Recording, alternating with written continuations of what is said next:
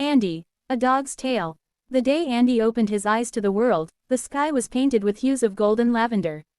He was born in a small farmyard on the edge of a sleepy town called Meadowbrook, a place where time seemed to move slower than anywhere else. The farm belonged to the Harper family, who had been raising sheep, chickens, and a few loyal dogs for generations. Among that pack, Andy's mother, Daisy, was the gentlest, a golden retriever with eyes as soft as autumn sunshine. Andy, the runt of the litter, was smaller than his brothers and sisters. His legs trembled when he tried to stand, and he often got nudged aside during feeding time. Yet, there was something in his gaze, bright, curious, determined, that made him stand out. Mr. Harper noticed it one early morning when the pups were only weeks old.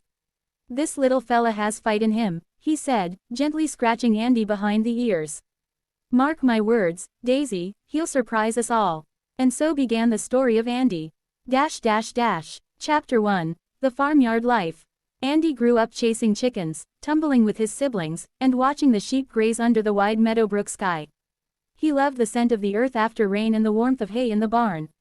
The Harpers' children, Sam, who was 12, and his little sister Lucy, 7, became Andy's closest companions. Lucy especially adored him. She tied a red ribbon around his neck the day he learned to fetch and declared, "You're not just Andy anymore. You're Sir Andy, the bravest dog in all the land." Though he was smaller than the other dogs, Andy proved quick and clever. When the sheep tried sneaking past the fence, Andy darted ahead, barking and circling with surprising skill. The older dogs seemed to respect him, and soon Andy found his place among them. Yet, Andy's world was not all games and laughter. He had a tendency to wander. Curiosity tugged at his paws, and he often slipped through gaps in the fence to explore the fields, woods, and the winding path that led toward town.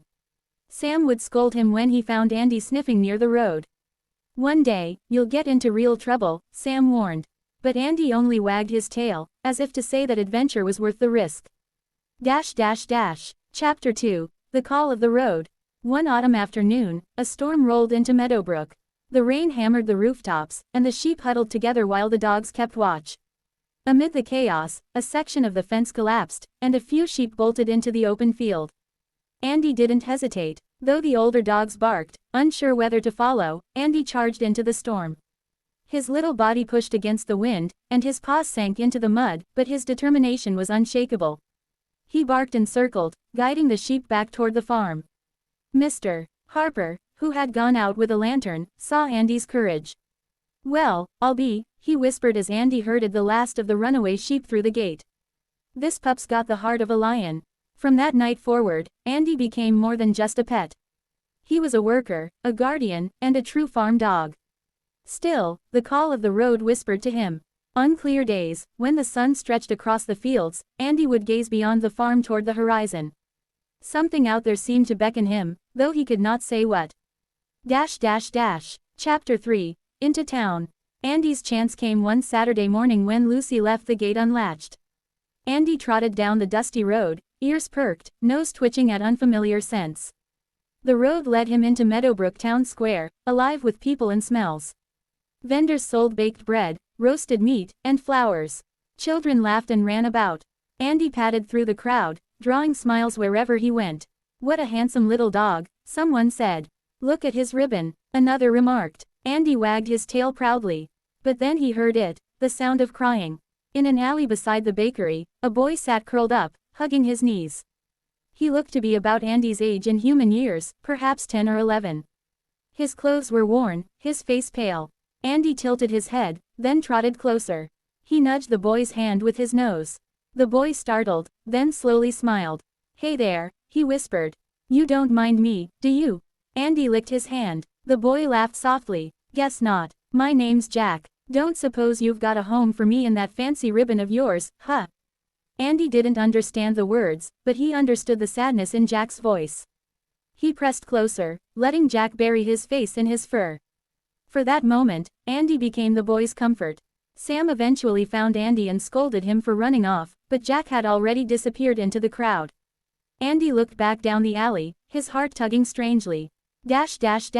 Chapter 4. A Friend in Need. Weeks passed, but Andy couldn't forget Jack. Then one frosty evening, as Sam and Lucy played near the town's Christmas market, Andy's ears caught a faint cough. He pulled on his leash, dragging Lucy toward the sound. Behind the stalls, curled up beneath a blanket of newspapers, lay Jack. His face was pale, his lips blue with cold. Lucy gasped. Sam, it's a boy.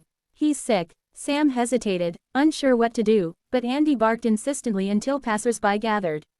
Among them was Mrs. Fletcher, the baker's wife, who exclaimed, "Oh heavens, it's that poor boy who's been wandering the streets. Someone fetch the doctor." Andy stayed beside Jack until the doctor arrived. The boy was carried to a warm house, and though Andy was pulled away by Sam, he looked back until he could no longer see Jack. From then on, Andy and Jack's paths crossed often. Jack, now staying with Mrs. Fletcher, would visit the farm.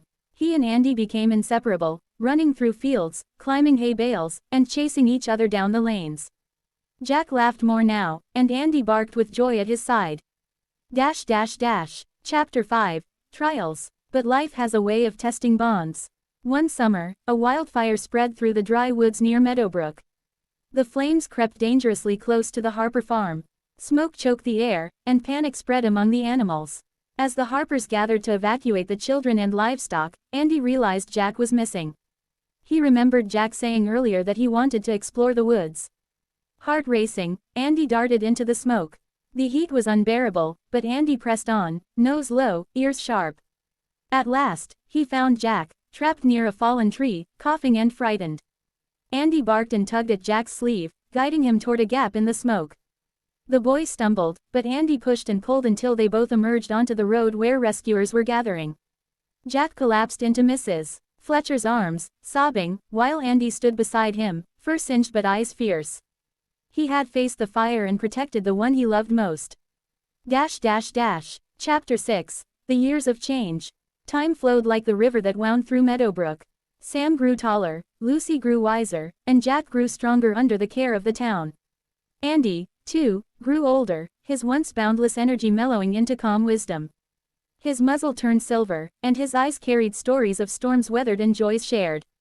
Jack often sat beside Andy, scratching his ears. "You saved me more times than I can count," he said one twilight. "I don't know what I'd be without you." Andy wagged his tail slowly, as if to say, "And I don't know what I'd be without you, either." Chapter 7, A Dog's Legacy. Years later, when Andy's legs could no longer run and his breaths grew shallow, the Harper family and Jack gathered around him in the barn he had once defended. Lucy, now a young woman, held his head in her lap. Sam stood silently, hand resting on his shoulder. Jack whispered, "Thank you, Andy, for being my best friend, my family, my hero." Andy's eyes closed, not in sadness but in peace.